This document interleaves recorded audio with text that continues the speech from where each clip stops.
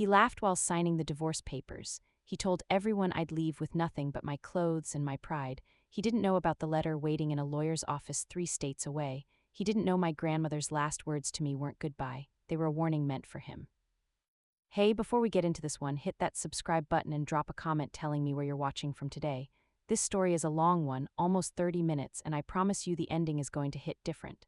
So stay with me till the very last scene, because what happens at the end changes everything you think you understand about this story right now. Let's get into it. My name is Charlotte, and I want to tell you about the day my life fell apart, and the day, not long after, it quietly put itself back together in a way nobody saw coming. Not even me. I married young, 23 years old, full of hope, the kind of hope you only have before life teaches you better.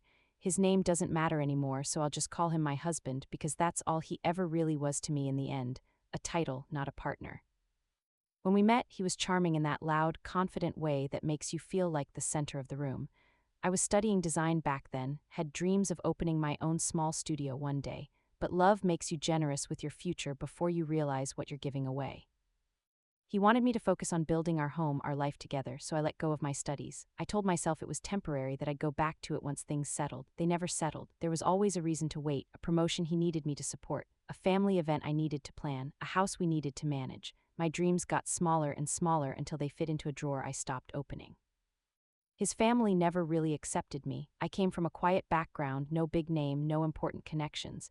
His mother used to introduce me at gatherings with this tight little smile, like she was doing me a favor just letting me stand next to her son.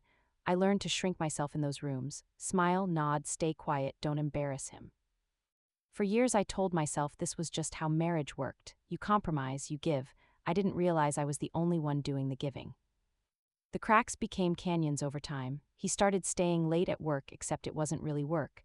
I knew before I let myself know, if that makes sense. There's a difference between not knowing and refusing to look. Then one evening, about 8 months before everything changed, he came home and told me almost casually, like he was mentioning the weather, that he wanted a divorce. He'd already met someone else. Someone younger, someone with a wealthier family, someone who would, in his words, actually elevate his life instead of holding him back. I remember standing in our kitchen, holding a wooden spoon, feeling like the floor had opened beneath me. But I didn't scream, I didn't beg. Something in me, maybe a piece of dignity I didn't know I still had, just went very still and very quiet.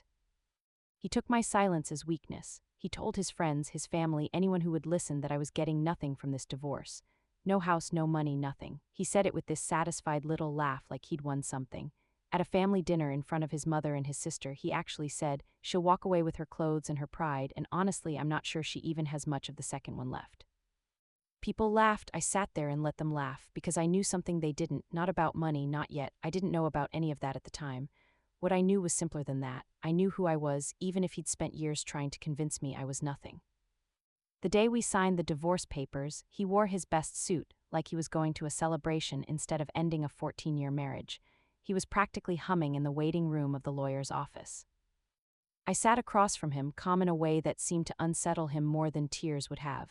He kept glancing at me, waiting for the breakdown, the pleading, something he could feel superior about. I gave him nothing. When the papers were finally in front of us, he signed his name with this flourish, almost theatrical, and let out a short laugh. Well, he said, looking at his lawyer, that's that. He turned to me with this smug little smile. No hard feelings, right? You'll land on your feet eventually. I picked up the pen and I signed too. My hand was steady. I think that surprised him more than anything.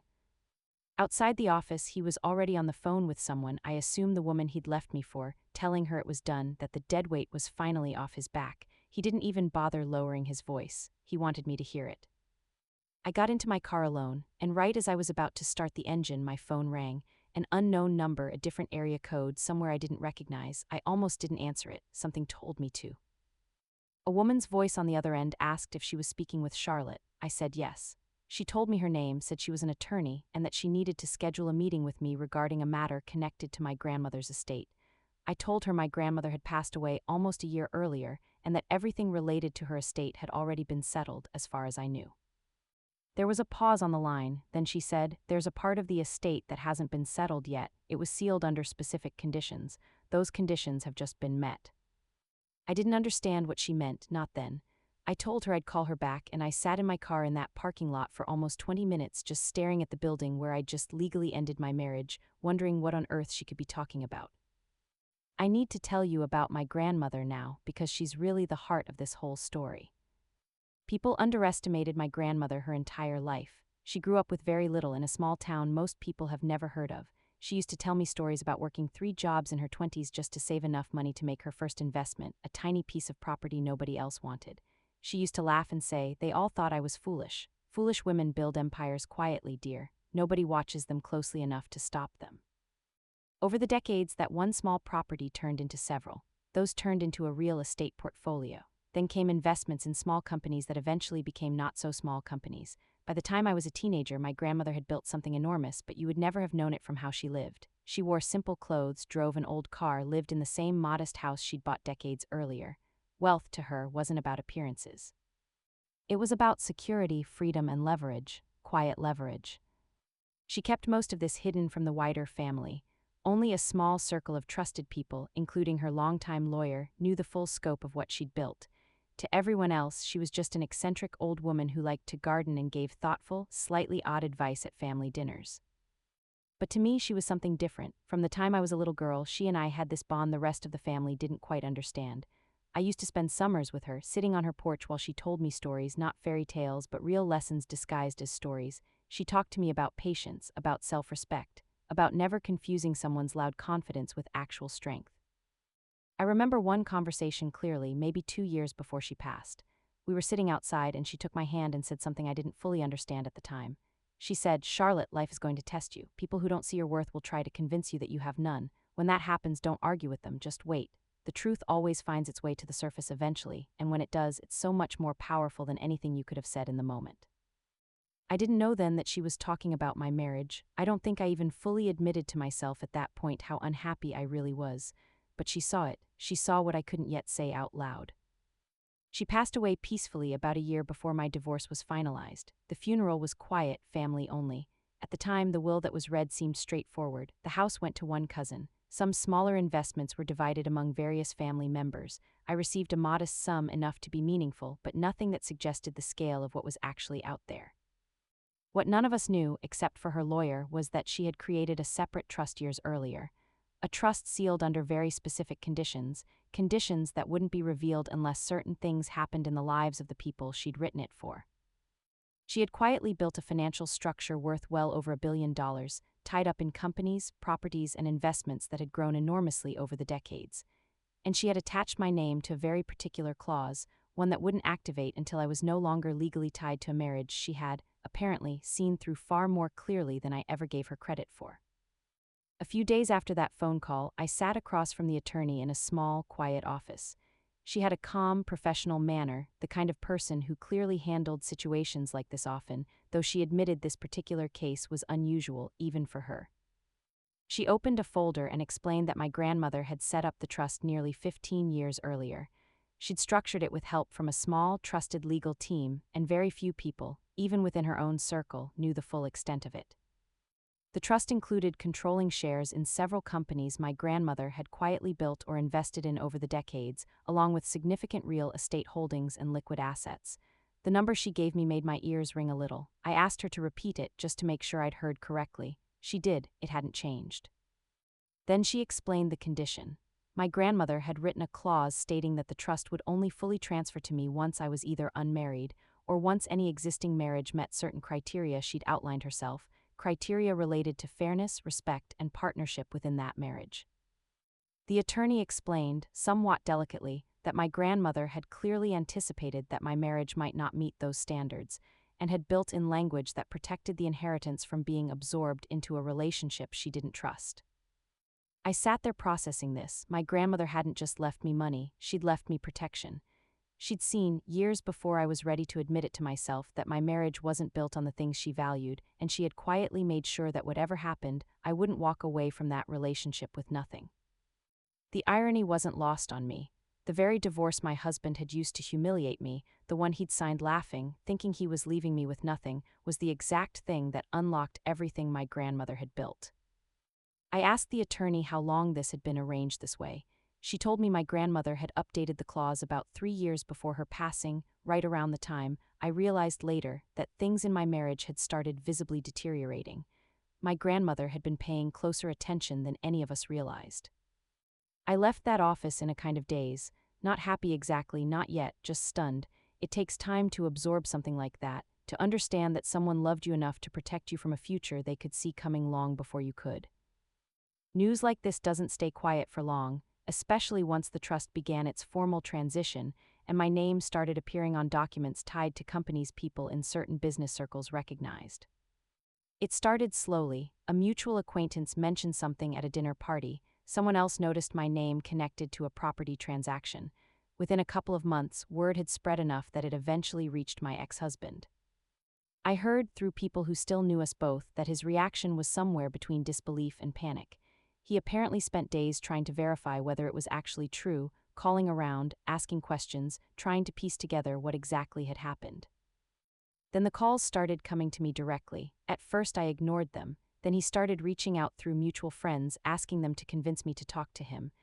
Eventually, he showed up at my new office, the one I'd opened not long after the trust settled, the design studio I'd dreamed of in my 20s, finally real.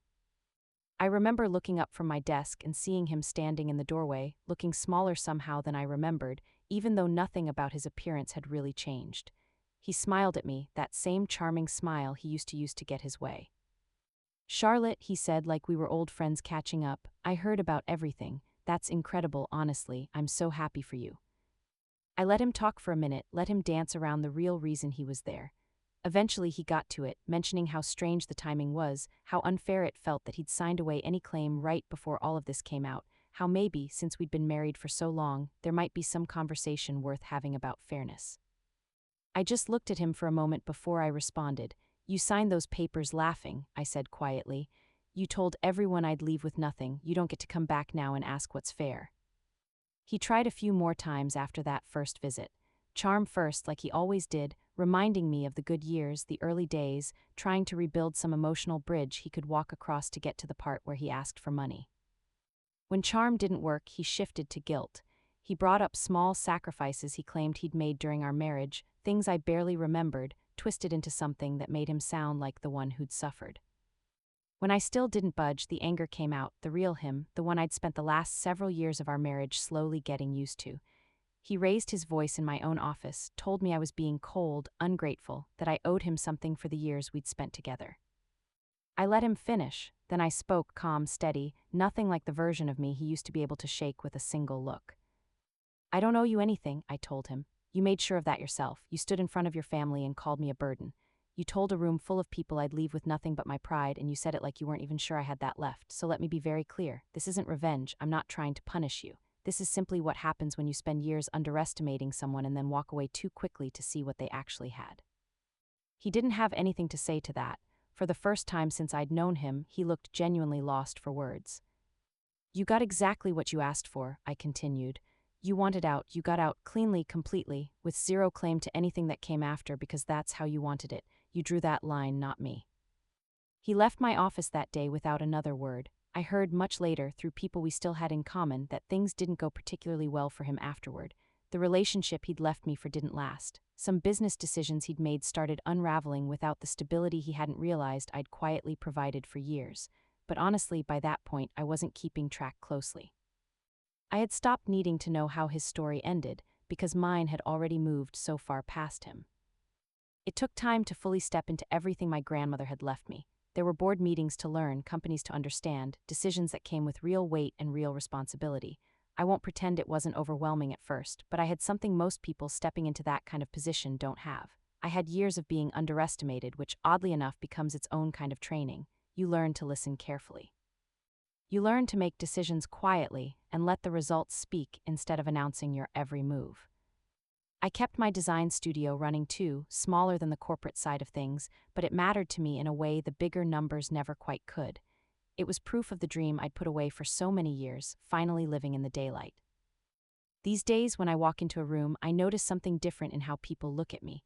Not because of the wealth, although that's certainly part of it now, but because of how I carry myself. There's a quiet confidence I think I always had buried somewhere, the same confidence my grandmother carried her whole life without anyone really noticing until it was far too big to ignore. Sometimes in the evenings, I think about that conversation on her porch, about patience, about waiting for the truth to surface in its own time. She was right, the way she always seemed to be right about the things that mattered. I never set out to prove anyone wrong. I never built a single thing out of spite or revenge. Everything I have now exists because someone loved me enough to see what I deserved long before I was ready to claim it for myself, and because I finally learned to stop shrinking myself to fit into spaces that were never built to hold me in the first place. If you made it this far, I want to know, what would you have done if you were in Charlotte's place? Would you have stayed silent the way she did, or would you have said something at that dinner table? Drop your thoughts in the comments. I really do read every single one. If this story moved you, share it with someone who needs to hear it today, maybe someone going through something similar right now. And if you want more stories like this one, real, emotional, full of twists you don't see coming, hit that subscribe button so you never miss the next one. I'll see you in the next video.